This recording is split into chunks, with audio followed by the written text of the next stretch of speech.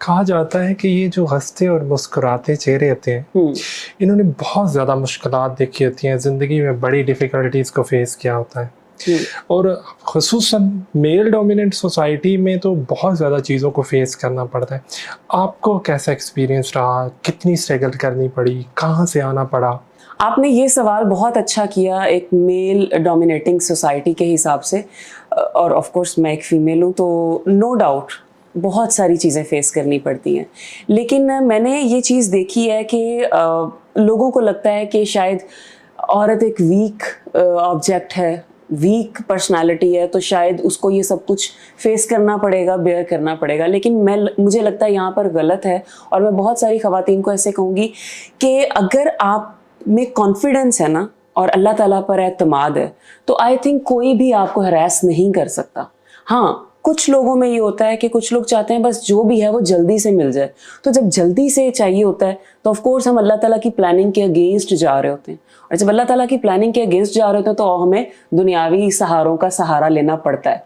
तो अगर हम इस चीज़ से निकल जाएंगे ना, slow and steady wins the race, आहिस्ता आहिस्ता चलते रहें। अल्लाह ताला ने आपके लिए सब कुछ प्लान किया होता है, और ऑफ कोर्स जब आप पॉजिटिव वे में अच्छे तरीके से चलते हैं तो फिर कोई भी रुकावट आपके रास्ते में बेशक वो आ जाए लेकिन आपको रोक नहीं पाती।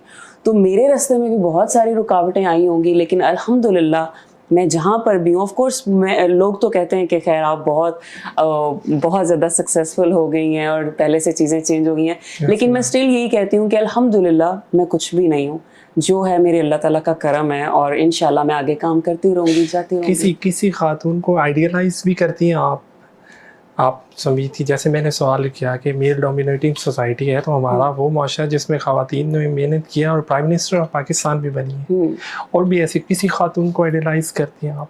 मेरे लिए सभी ख़वातीन बराबर हैं, बहुत रिस्पेक्टेबल हैं। आइडियलाइज कभी किसी को उस तरह से किया नहीं।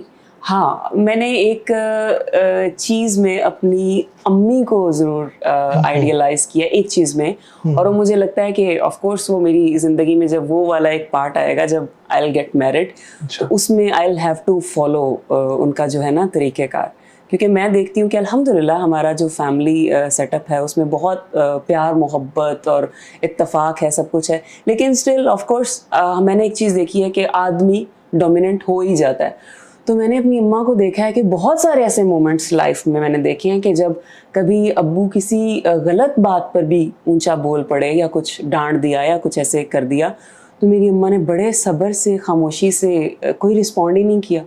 तो हमारा दिल कर रहा होता है यार हम कर दें कि वो गलत नहीं है, लेकिन फिर मैंने देखा कि नो डाउट कि जब वो सब्र कर जाती हैं तो अब्बू की तरफ से वो रिएक्शन आता है कि वो गलत थे।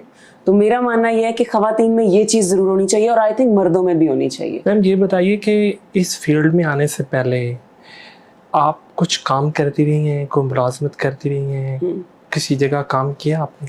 मैं सबसे पहले यूनिवर्सिटी के टाइम पे तो मैं टीचिंग कर रही थी, होम ट्यूशन्स पढ़ाती थी मैं, और मैं यहाँ से EME सोसाइटी, वाबरा टाउन सोसाइटी जाया करती थी और सिंगची रिक्शे पे जाया करती थी। अब बहुत सारे मैं लोगों को देखती हूँ कमेंट्स करते हैं कि यार जब हर कोई कामयाब हो जाता है ये हर कोई गरीब ही क्यों निकलता है। देखिए मेरा मानना ये है कि एक तो सक्सेस आपके पास आती है, आपके वो कहते हैं ना मौरूसी आ रही होती है, तो आई थिंक आप उसकी उस तरह से कदर नहीं करते, बहुत सारे केसेस में मैंने देखा। लेकिन जब आपने खुद धक्के खाए होते हैं ना तो आप बहुत I think down to earth रहते हैं, और आपको पता होता है ये चीज़ कैसे आई है, इसको कैसे संभालना है, ओवर नहीं होना और शुक्र करते रहना है हर वक्त। तो मैं वाकई चिंची रिक्शे पे जाया करती थी, और मुझे किराया भी याद है 12 रुपये होता था यहाँ ठोकर से। मैं वाबरा टाउन जाया करती थी और एक ही फैमिली की जो 4 बच्चियाँ थी उन्हें पढ़ाया करती थी। फिर वहाँ से मेरा टीचिंग का जो करियर है वो स्टार्ट हुआ। फिर मैं EME में मूव कर गई। यहाँ पर मैंने डिफरेंट ब्लॉक्स में, एक ब्लॉक से दूसरे ब्लॉक में पैदल जाया करती थी, क्योंकि मुझे होता था यार 10 रुपये भी बचा लो, 1 रुपया भी बचा लो जो बच रहा है, चलो वॉक हो जाए। तो मैंने कोई तकरीबन 7-8 साल होम ट्यूशन पढ़ाई है। उसके बाद फिर मैंने आपने देखा होगा जैसे मार्केटिंग होती है डिफरेंट ब्रांड्स की, डिफरेंट आप मॉल्स में जाते हैं, लड़कियां खड़ी हुई होती हैं, वो प्रोडक्ट सेल कर रही होती हैं कि अस्सलाम वालेकुम सर ये हमारा प्रोडक्ट है, ये प्लीज़ आप ट्राई करके देखें। तो मैंने वो वाला काम भी किया हुआ है। और उसके अलावा रमज़ान के दिनों में बहुत सारे ऐसे ब्रांड्स थे कि उनके केचअप्स, उनके सॉसेस वगैरह हमें रोड पे हमारे वो लगे हुए होते थे स्टॉल्स, और हम वहाँ पे सेल करते थे, वो भी मैंने किया है। उसके बाद फिर मैंने एक कॉल सेंटर में काम किया था, वहाँ पर मैं एक अच्छे ओहदे पर मुझे रखा गया था। मुझे जस्ट डॉक्यूमेंट्स वगैरह साइन करवाने होते थे और ये यूएसए बेस्ड एक कंपनी थी। फिर उसके बाद अचानक से खुद ब खुद मुझे टीवी से कॉल आ गई और करते करते करते